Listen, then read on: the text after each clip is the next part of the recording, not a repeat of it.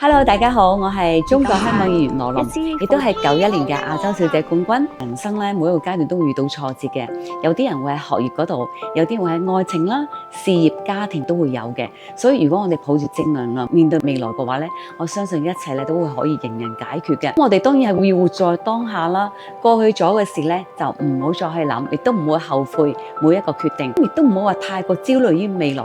如果可以翻年輕嘅時候咧，我最想同自己講，一定要咧再學習多啲，嘗試多啲唔同嘅嘢，想做就去做，因為人生就係你經歷同埋體驗嘅。而家作為一位時代女性真係唔容易㗎，唔單止我有好多唔同嘅角色啦，其實好多我身邊嘅女士或者係鏡頭前嘅你咧都係一樣。作為一個媽咪啦，作為事業女性啦，又要入得廚房，又要出得廳堂啦，兼顧埋咧自己好多身邊嘅屋企人啦，真係唔簡單嘅。點樣去平衡自己咧？其實最緊要有樣嘢就係要錫自己。因為好多時咧，你要照顧好自己，先可以照顧家庭同埋身邊所有人嘅。所以讓自己嘅身心靈都健康咧，咁樣咧，你身邊人都會開心，更加有溫暖嘅。點樣培養自信咧？其實要內外兼備嘅。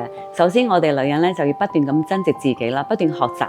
咁等我哋咧內在嘅智慧豐富咗之後咧，自然你就有一份氣質同埋智慧嘅。當你心態好嗰陣時咧，你覺得咩都靚，咩都開心。